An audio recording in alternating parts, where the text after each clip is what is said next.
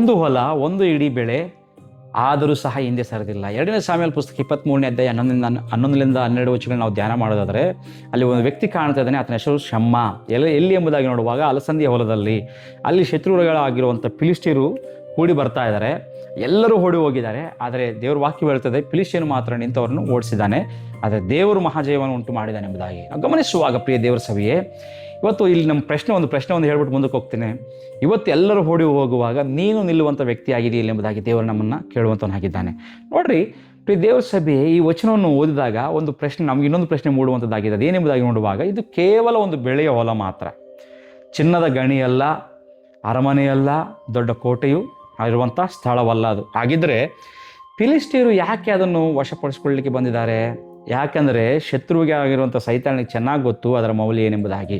ನೋಡ್ರಿ, ಅದು ಕೇವಲ ಒಂದು ಬೆಳೆಯ ಹೊಲವಾಗಿರಲಿಲ್ಲ, ಅದು ಜನರ ಆಹಾರ, ಅವರ ಭವಿಷ್ಯತ್ತು, ಅವರ ಜೀವನದ ಆಧಾರವಾಗಿತ್ತು ಎಂಬುದಾಗಿ. ಪ್ರಿಯ ದೇವರ ಸಭೆಯೇ, ಇಂದು ಸೈತಾನನು ಕೂಡ ಅದೇ ರೀತಿ ಕೆಲಸ ಮಾಡುವಂಥವನಾಗಿದ್ದಾನೆ. ಅವನು ನಿನ್ನ ಹಣವನ್ನು ಮಾತ್ರ ಗುರಿ ಹಾಕಿಸುವುದಿಲ್ಲ, ನಿನ್ನ ಪ್ರಾರ್ಥನಾ ಜೀವನವನ್ನು ಗುರಿಯಾಗಿಸುವಂಥವನಾಗಿದ್ದಾನೆ, ನಿನ್ನ ಅಭಿಷೇಕವನ್ನು ಗುರಿಯಾಗಿಸುವಂಥವನಾಗಿದ್ದಾನೆ, ನಿನ್ನ ಕುಟುಂಬವನ್ನು ಗುರಿಯಾಗಿಸುವಂಥವನಾಗಿದ್ದಾನೆ. ಅಷ್ಟು ಮಾತ್ರಕ್ಕಲ್ಲ, ನಿನ್ನ ಕರೆಯನ್ನು ಸಹ ಗುರಿಯಾಗಿಸುವಂಥವನಾಗಿದ್ದಾನೆ. ದೇವರು ನಿನ್ನೊಳಗೆ ಇಟ್ಟಿರುವ ಮೌಲ್ಯವನ್ನು ಸೈತಾನನಿಗೆ ಚೆನ್ನಾಗಿ ಅರಿತವನಾಗಿದ್ದಾನೆ. ಪ್ರಿಯರೇ, ನೋಡ್ರಿ, ಮೊಟ್ಟ ಮೊದಲನೇ ವಿಷಯ ನಾವು ಗಮನಿಸುವಾಗ ಅಲ್ಲಿ ಎಲ್ಲರೂ ಓಡಿ ಹೋಗ್ತಾ ಇದ್ದಾರೆ, ಆದರೆ ಶಮ್ಮನು ಮಾತ್ರ ನಿಂತ್ಕೊಂಡಿದ್ದಾನೆ. ವಚನವು ಹೇಳುವಂಥದ್ದೇ ಏನೆಂಬುದಾಗಿ ಹೇಳ್ತಾ ಇದೆ ಎಂಬುದಾಗಿ ನೋಡುವಾಗ, ಜನರು ಓಡಿ ಹೋದರು, ಒಬ್ಬನೂ ಇಲ್ಲ, ಅಲ್ಲಿ ಒಬ್ಬನೂ ಇರಲಿಲ್ಲ ಎಲ್ಲರೂ. ಆದರೆ ಶಮ್ಮನು ಜನಸಮೂಹವನ್ನು ಅನುಸರಿಸಲಿಲ್ಲ. ಪ್ರಿಯರೇ, ಅವನು ದೇವರು ಕೊಟ್ಟ ಜವಾಬ್ದಾರಿಯನ್ನು ಅನುಸರಿಸಿದ್ದಾನೆ.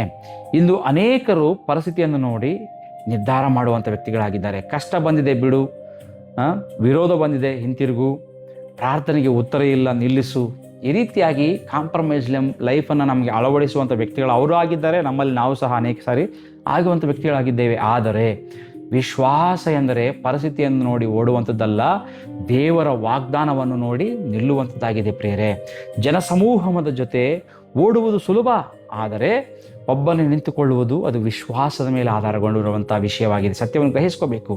ಎರಡನೇ ನಾವು ವಿಷಯಕ್ಕೆ ಹೋಗುವಾಗ, ಶಮ್ಮನು ಹೊಲವನ್ನು ಕಾಪಾಡಿದಾನೆ ಎಂಬುದಾಗಿ ನೋಡುವಾಗ ಗಮನಿಸಿ, ಶಮ್ಮನು ತನ್ನ ಜೀವವನ್ನೇ ಪಣಕ್ಕಿಟ್ಟು ಹೊಲವನ್ನು ಕಾಪಾಡಿದ್ದಾನೆ. ಯಾಕಂದರೆ ದೇವರು ಕೊಟ್ಟ ಜವಾಬ್ದಾರಿಯನ್ನು ಅವನು ಪವಿತ್ರವೆಂದು ತಿಳಿದುಕೊಂಡಿರುವಂಥ ವ್ಯಕ್ತಿಯಾಗಿ ಇಲ್ಲಿ ಕಾಣ್ತಾ ಇದ್ದೇವೆ. ಪ್ರಿಯರೇ, ಇಂದು ದೇವರು ನಿನಗೂ ಒಂದು ಹೊಲವನ್ನು ಕೊಟ್ಟಿದ್ದಾನೆ, ನನಗೂ ಒಂದು ಹೊಲ ಕೊಟ್ಟಿದ್ದಾನೆ. ಆ ಹೊಲ ನಮ್ಮ ಕುಟುಂಬವಾಗಿರ್ಬೋದು, ನಮ್ಮ ಸೇವೆ ಆಗಿರ್ಬೋದು, ನಮ್ಮ ಸಭೆ ಆಗಿರ್ಬೋದು, ನಮ್ಮ ಪ್ರಾರ್ಥನಾ ಜೀವನವಾಗಿರಬಹುದು, ನಮ್ಮ ಪವಿತ್ರತೆಯ ಆಗಿರಬಹುದು. ಸೈತಾನನು ಅದನ್ನು ಕಸಿದುಕೊಳ್ಳಲಿಕ್ಕೆ ಬರ್ತಾ ಇದ್ದಾನೆ. ಆದರೆ ದೇವರು ಹೇಳುತ್ತಾನೆ, ಎಷ್ಟು ಮಾತ್ರಕ್ಕೂ ನೀನು ಬಿಡಬೇಡ. ದೇವರು ಕೊಟ್ಟ ಸ್ಥಳವನ್ನು ಬಿಟ್ಟವರು ಇತಿಹಾಸದಲ್ಲಿ ಕಾಣೆಯಾಗುತ್ತಾರೆ. ಪ್ರಿಯರೇ, ಆದರೆ ದೇವರು ಕೊಟ್ಟ ಸ್ಥಳದಲ್ಲಿ ನಿಂತವರು ಇತಿಹಾಸವನ್ನು ಬರೆಯುವಂಥ ವ್ಯಕ್ತಿಗಳಾಗಿರ್ತಾರೆ ಎಂಬ ಸತ್ಯವನ್ನು ಇವತ್ತು ಅರ್ಥ ಮಾಡ್ಕೋಬೇಕು. ಮೂರನೇ ವಿಷಯಕ್ಕೆ ನೋಡುವಾಗ, ಶಮ್ಮನು ಯುದ್ಧ ಮಾಡಿದನು, ಆದರೆ ಜಯವನ್ನು ದೇವರು ಕೊಟ್ಟನು. ನೋಡ್ರಿ, ಸತ್ಯವೇದ ಹೀಗೆ ಹೇಳುವುದಿಲ್ಲ ಶಮ್ಮನು ಮಹಾವಿಜಯವನ್ನು ಸಾಧಿಸಿದ್ದಾನೆ ಎಂಬುದಾಗಿ. ಸತ್ಯವೇದ ಹೇಳುವಂಥದ್ದೇನೆಂಬುದಾಗಿ ನೋಡುವಾಗ, ಯೆಹೋವನು ಮಹಾಜಯವನ್ನು ಉಂಟು ಮಾಡಿದನೆಂಬುದಾಗಿ. ಪ್ರಿಯ ದೇವರ ಸಭೆಯೇ, ನಾವು ಗಮನಿಸುವಾಗ ನೋಡ್ರಿ, ಇಲ್ಲಿ ಈ ಸಂದೇಶದ ಹೃದಯ ಏನೆಂಬುದಾಗಿ ನಾವು ಗಮನಿಸುವಾಗ ಪ್ರಿಯರೇ, ಒಂದು ವಿಷಯ ಅರ್ಥ ಮಾಡ್ಕೊಳ್ರಿ. ಶಮ್ಮನ ಕೆಲಸ ನಿಲ್ಲುವಂಥದ್ದು, ಹೌದ್ರಾ? ದೇವರ ಕೆಲಸ ಜಯ ಕೊಡುವಂಥದ್ದು.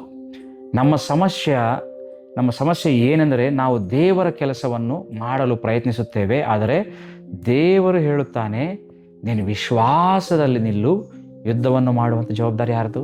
ನನ್ನದು. ಅದಕ್ಕಾಗಿ ಪ್ರಿಯರೇ, ನಾವು ಕಲಿತುಕೊಳ್ಬೇಕಾಗಿರುವಂಥದ್ದು ಇವತ್ತು ವಿಶ್ವಾಸದಲ್ಲಿ ನಿಲ್ಲುವಂಥ ಕೆಲಸ. ಜಯವನ್ನು ಕೊಡುವಂಥದ್ದು, ಯುದ್ಧವನ್ನು ಮಾಡುವಂಥದ್ದು ದೇವರೇ.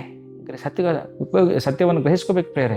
ಹಾಗಾದರೆ ಪ್ರಿಯ ದೇವರ ಸಭೆಯೇ, ಇಂದು ದೇವರು ನಿನ್ನನ್ನು ಕೇಳ್ತಿರುವಂಥ ಪ್ರಶ್ನೆ, ನನ್ನನ್ನು ಕೇಳ್ತಿರುವಂಥ ಪ್ರಶ್ನೆ, ನೀನು ಮತ್ತೊಂದು ಆವರ್ತಿ ಹೇಳ್ತಿದ್ದಾನೆ, ನೀನು ಓಡ್ತೀಯಾ ಅಥವಾ ನಿಲ್ಲುವಂಥ ವ್ಯಕ್ತಿಯಾಗಿರ್ತೀಯಾ?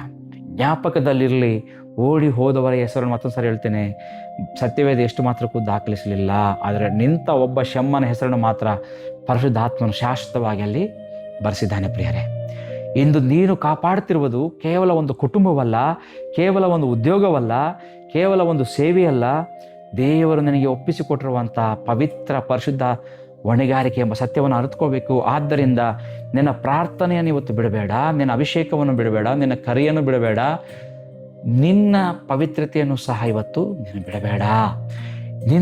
ನೀನು ನಿಂತಿರುವ ಸ್ಥಳದಲ್ಲಿಯೇ ದೇವರು ನಿನ್ನ ಮಹಿಮೆಯನ್ನು ಪ್ರಕಟಿಸುವಂಥ ದೇವರಾಗಿದ್ದಾನೆ ಎಂಬ ಸತ್ಯವನ್ನು ಗ್ರಹಿಸ್ಕೋ. ವಿಜಯವು ಜನರ ಸಂಖ್ಯೆಯಲ್ಲಿ ಇಲ್ಲ, ವಿಜಯವು ಆಯುಧಗಳಲ್ಲಿಲ್ಲ, ವಿಜಯವು ದೇವರ ಮೇಲೆ ಅಚಲವಾಗಿ ನಿಂತಿರುವಂಥ ವಿಶ್ವಾಸದಲ್ಲಿದೆ. ಇದು ನೀನು ಒಬ್ಬನೇ ನಿಂತಿರುವಂತೆ ಕಾಣಬಹುದು ಪ್ರಿಯರೇ, ಆದರೆ ನೀನು ಒಬ್ಬನೇ ಅಲ್ಲ, ನಿನ್ನ ಹಿಂದೆ ಸರ್ವಶಕ್ತನಾಗಿರುವಂಥ ದೇವರು ತಾನೇ ನಿಂತುಕೊಂಡಿದ್ದಾನೆ ಎಂಬ ಸತ್ಯವನ್ನು ಇವತ್ತು ಅರ್ಥಕೋ. ನಿನ್ನ ಹಿಂದೆ ಸರ್ವಶಕ್ತನು ನಿಂತಿದ್ದಾನೆ ಪ್ರಿಯರೇ. ನೀನು ನಿಂತರೆ ದೇವರು ಯುದ್ಧ ಮಾಡುವಂಥವನಾಗಿದ್ದಾನೆ. ನಿನ್ನ ವಿಶ್ವಾಸವನ್ನು ಕಾಪಾಡಿದರೆ ದೇವರು ನಿನ್ನ ಭವಿಷ್ಯತನ್ನು ಕಾಪಾಡುವಂಥವನಾಗಿದ್ದಾನೆ.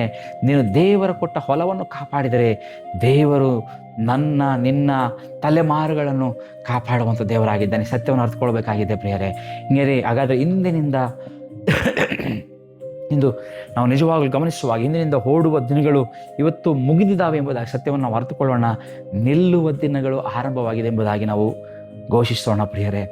ನೀನು ಇಂದು ನಿಂತಿರುವ ಸ್ಥಳದಲ್ಲಿ, ಅದೇ ಸ್ಥಳದಲ್ಲಿ ದೇವರು ನಿನಗೆ ಮಹಾಜಯವನ್ನು ಕೊಡುವಂಥ ದೇವರಾಗಿದ್ದಾನೆ. ನಿನ್ನ ಯುದ್ಧವೇ ನಾಳೆಯ ನನ್ನ ಸಾಕ್ಷ್ಯವಾದಂಥದ್ದಾಗಿದೆ. ನಿನ್ನ ಕಣ್ಣೀರು ನನ್ನ ಕಣ್ಣೀರು ನನ್ನ ಕಿರೀಟವಾಗುವಂಥದ್ದಾಗಿದ್ದಾವೆ ಪ್ರಿಯರೇ. ನನ್ನ ನಿಷ್ಠೆಯೇ ನನ್ನ ತಲೆಮಾರುಗಳಿಗೆ ಆಶೀರ್ವಾದವಾಗಲಿಕ್ಕಿದ್ದಾವೆ. ಸತ್ಯವನ್ನು ಅರ್ಥಕೊಳ್ಬೇಕೆಂಬುದಾಗಿ ನಾನು ಹೇಳಲಿಕ್ಕೆ ಇಷ್ಟಪಡ್ತೇನೆ. ಶಮ್ಮನು ಹೊಲವನ್ನು ಕಾಪಾಡಿದನು, ದೇವರು ಅವನ ಗೌರವವನ್ನು ಕಾಪಾಡಿದ್ದಾನೆ.